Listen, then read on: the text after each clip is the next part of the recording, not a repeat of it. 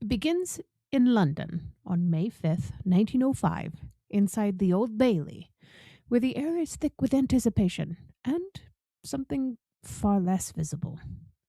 Two brothers stand accused of murder, their fate hanging not on a confession, not even on a weapon found in their hands, but on something so small it could be missed entirely. A faint, greasy mark lifted from the underside of a cash box sits at the center of this case. It doesn't move, it doesn't speak, and yet it carries a weight that no one in the courtroom fully understands yet, because what is about to happen is not just a trial, it's a quiet revolution. To understand why, we have to step back to the morning of March 27th of the same year, 1905. A man named William Jones arrives at a paint shop on Deptford High Street, expecting the routine start of another workday. Instead, he finds the shop shuttered and silent. That alone is unusual enough to raise concern. But when knocking brings no response, and a glance through the window reveals overturned chairs, the situation shifts from strange to alarming. Within minutes, help is gathered, and the door is forced open. Inside, the scene is grim. Thomas Farrow, an elderly shop owner, lies dead on the floor. Upstairs, his wife Anne is found alive, but barely. She's unconscious and gravely injured. Both have been beaten. The attack was not quick, and it was not clean. It suggests determination, perhaps desperation, and certainly violence. A doctor is called. The police arrive. But already the case presents a problem. There are signs of struggle, but very little in the way of clear answers. Investigators quickly determine that robbery is the likely motive. The cash box, of course, is empty. Its contents are missing. Yet there is no sign of any forced entry, and that detail matters. It suggests that the attackers were either known to the victims or managed to gain entry without raising suspicion. Two makeshift masks, fashioned from ladies' stockings, are found on the scene, confirming that there were two assailants. Blood patterns suggest that the victims were attacked separately, and that Thomas Farrow may have briefly regained consciousness before being struck again.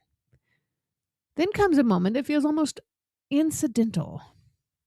A police sergeant, trying to tidy the scene so that a doctor can move freely about, pushes the cash box aside with his bare hands.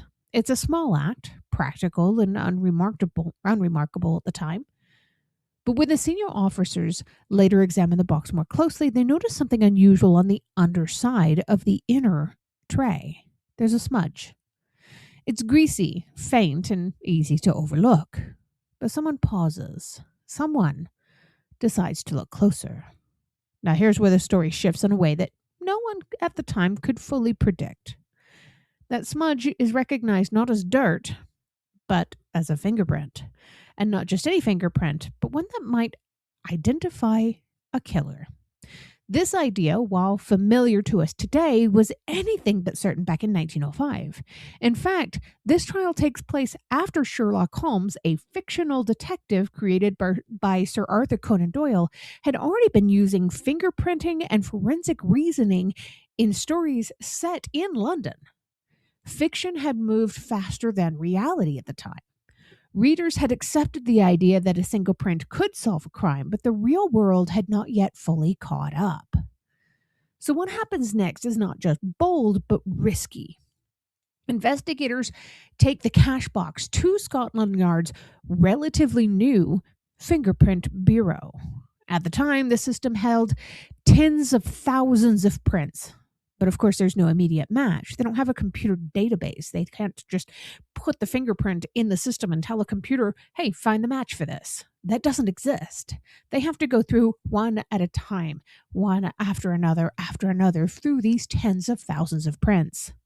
But with no immediate match, that means that they need suspects and they need names. They need something to compare against this silent mark from the cash box. And witnesses begin to come forward. Two men had been seen leaving the shop around the time of the crime. Their descriptions point toward couple of brothers by the name of Alfred and Albert Stratton. They're not strangers to suspicion they're known locally.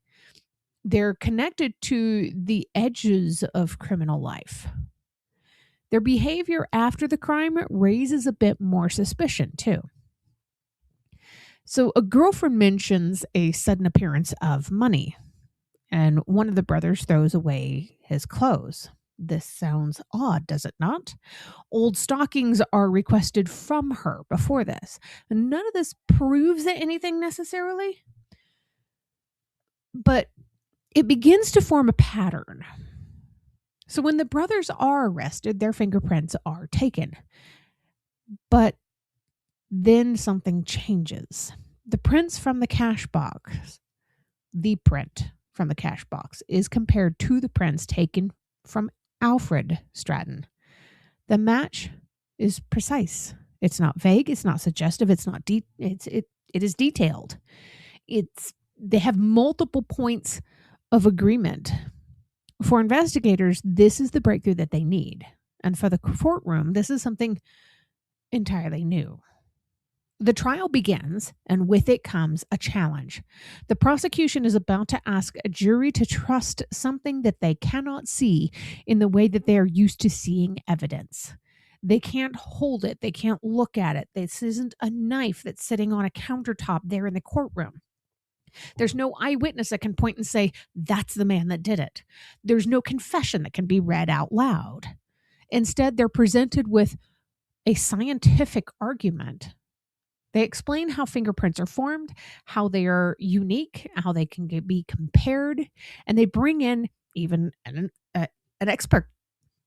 It's Inspector Collins, and he walks the jury through the process in terms that they can understand. The defense, of course, pushes back hard. That's their job. They bring in their own expert, and he's a man who claims that the prints do not match. And for a moment, it seems as though the case might collapse under the weight of conflicting testimony. Because, after all, if experts can't agree, how can a jury make a decision based on that expert witness?